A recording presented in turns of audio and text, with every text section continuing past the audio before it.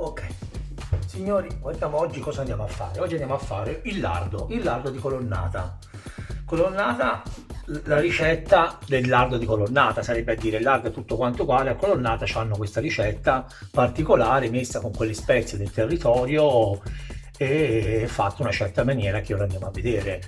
Perché diventa tanto famoso? Perché Colonnata ci sono le cave di marmo, ci sono tutta la parte della zona della Puana, della Carrara e via discorrendo. I cavatori si portavano nella cava il lardo, delle salsicce, le mettevano dentro a queste conche, avevano la possibilità perché insomma ce l'avevano loro, il marmo non gli mancava, e lo mettevano, diciamo così, a stagionare, in maniera che quando poi arrivava la merenda o mangiavano, facevano l'atto che tirare fuori questi pezzi, si portavano il pane dietro, si portavano e lo spalmavano sopra il lardo, o delle salsicce messe dentro con l'asciugna, o del pesce, del baccalà, uguale, insomma lo conservavano lì perché non era facile, non è che c'erano i bar lassù in cima. E comunque andiamo a cominciare il nostro lardo. Intanto un bel lardo, e il lardo è importante in questo caso che non sia tutto grasso, ma ci sia anche una bella venatura di magro, perché altrimenti insomma solamente col grasso non va bene, deve essere, non dico la metà, ma insomma una parte ci deve essere. Ci vuole del sale grosso, sale fino, vi scriverò le dosi, chiodi di garofano, del ginepro, salvia fresca, rosmarino, un pochino di droga torino, droga per gli arrosti, pepe nero, io ci ho messo della paprika e del peperoncino. Voi potete mettere o omettere quello che vi pare a voi. Dell'aglio, ci andrò a mettere anche dell'aglio dentro tritato. Questa qui è come la ricetta, come la fanno su a Carrara, e come, diciamo così, piace a me. Alcune cose le potete aggiungere o metterle. Ci vuole dell'acqua perché tutto questo prodotto che ora andiamo a vedere andrà dopo messo a marinare. Ok, cominciamo. Intanto andiamo a rifilare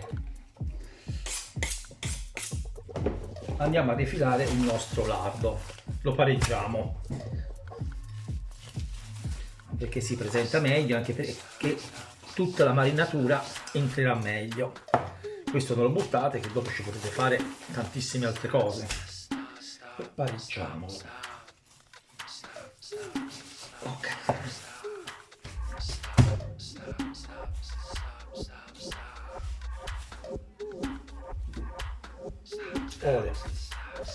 Benissimo, fatto questo, cosa facciamo? Andiamo a prendere un po' di sale fino e un po' di sale grosso e lo andiamo a massaggiare bene tutte le parti. Sale grosso, sale fino. Ora io cosa ho fatto? Ho preso tutte queste spezie,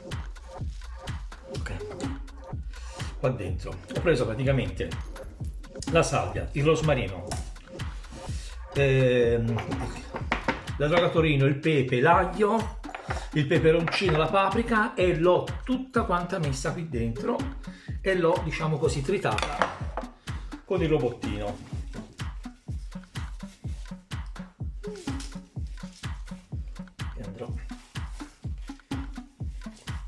È importante che voi massaggiate bene tutto, deve entrare bene, un po' di sale.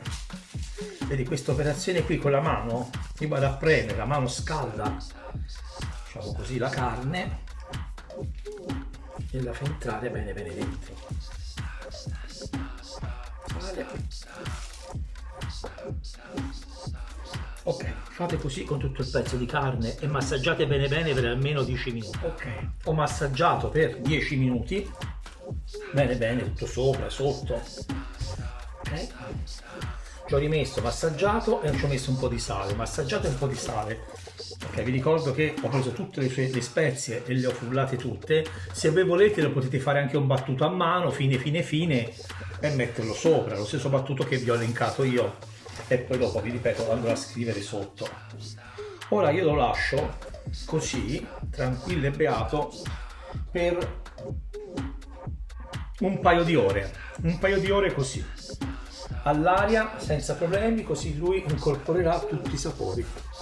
Ci vediamo fra un paio di ore. Ok, sono passate un paio di ore. Ora mi sono scordato di dire una cosa. La differenza di colonnata nelle vasche, cosa fanno loro? Mettono tutto il lardo dentro e poi sopra ci mettono un peso grosso per schiacciare il lardo. Facendo così cosa fa? Non passa l'ossigeno e il lardo tira fuori più velocemente, diciamo così, il sale si asciuga prima. Io non ho queste, diciamo così, questa possibilità qui, ma vi assicuro che io l'ho già fatta altre volte e viene buonissimo, viene. Comunque andiamo a prendere un litro di acqua per la salamoia e ci andiamo a sciogliere dentro 160 grammi di sale. Okay.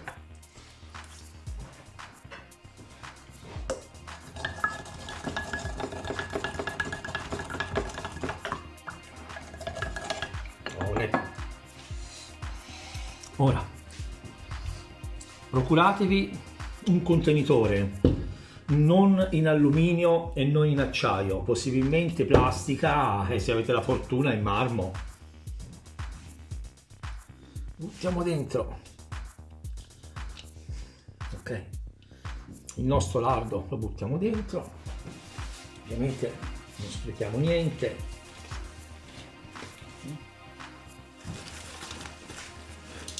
Ok, poi io dentro ci vado ad aggiungere, oltre a quello che ci ho già messo, delle altre foglie.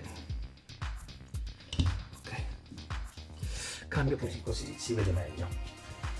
Benissimo. Poi io ce l'ho già messo nella composizione, ci ho già messo l'aglio, ma in cigarba ce lo rimetto anche a pezzettini un po' più grossi. Ok, benissimo. Ora i nostri chiodi di garofano, il ginepro, anche l'alloro che ora vado a prendere in giardino. Qui si è riposata sul fondo, facciamo così.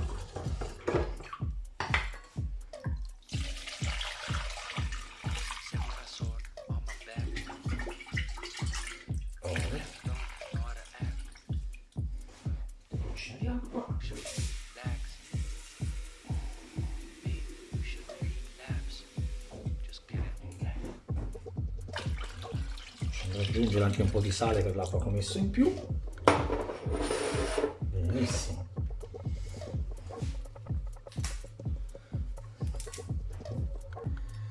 Ok, ora sono preso dall'oro, lo mettiamo dentro, aggiungo la differenza del sale. Ok,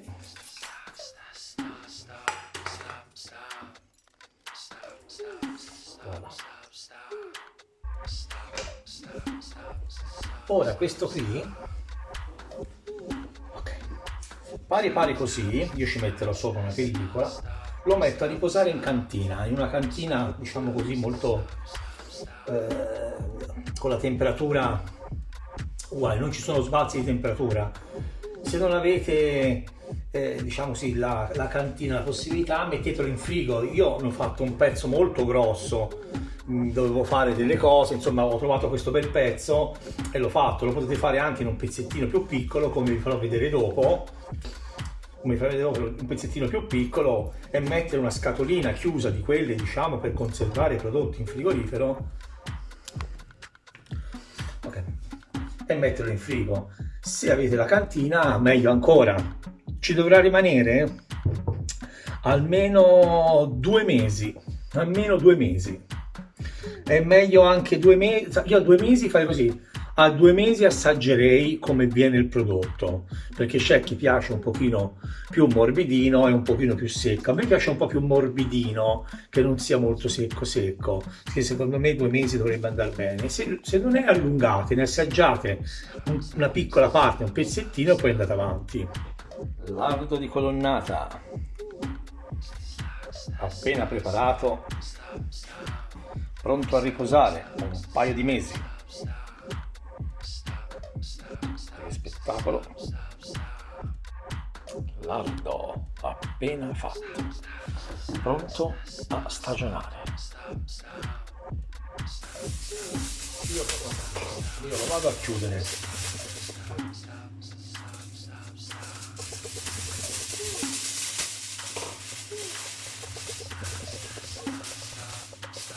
Ci metto anche uno spago intorno per facilitare i tempi. Ci metto uno spago intorno, ci metto un bel cencio sopra, così, e lo metto in cantina direttamente. Vi ripeto, se non avete la cantina mettetelo in frigo. Ok, prendiamoci anche un cacciatorino di quelli buoni, così ci facciamo la merenda. Ok, l'ho chiuso, ci ho messo lo spago, come vi dicevo, così, e via in cantina. E ora però per fare l'assaggio io andrò, diciamo così, in cantina 50 giorni fa ne avevo messo a fare un altro, così ci facciamo l'assaggio con questo qui, è fatto nella stessa maniera, con gli stessi tempi. Andiamo a fare una merenda, diciamo così, carrarina, come si faceva una volta. Ok, questo è quello che ha 50 giorni. Guardate, ha perso tutto il suo liquido. A me mi piace un po' più morbidino, parte abbastanza solido.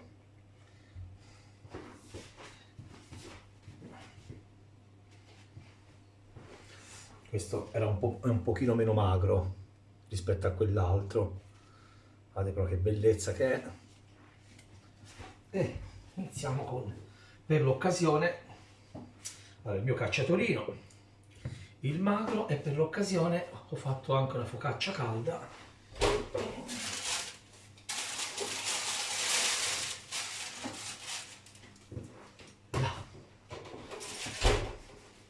Una bella focaccia calda che si andrà a sciogliere con il lardo. Allora, le merende, guardate che bellezza. Voilà. E facciamo, oddio mi brucia, così, cacciatorino fatto con la paprika, questo, voilà,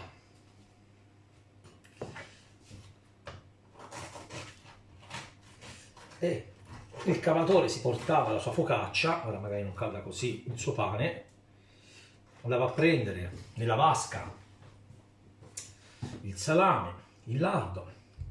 Ora tagliamo un po' di cotenna sotto, che sennò ci dà fastidio. Via. Voilà. Così. Un po' più fine sarebbe meglio. E guardate qui, staccate. E questo qui è l'assaggio. Si sta sciogliendo. Guardate che bellezza, guarda come fuma.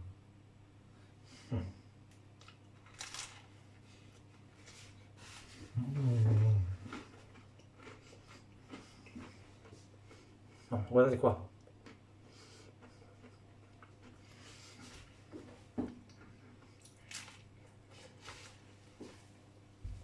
Dovete farla sta ricetta, questa preparazione. Non è neanche così lunga. Comunque voglio ringraziare la macelleria da me qui a Pietrasanta per i consigli e per la carne buona che mi ha dato. Scusate, ma è così buona che non riesco a fermarmi. Mettetemi il mi piace sotto, iscrivetevi al canale e seguitemi per altre ricette buone come questa, se non più buone. Grazie.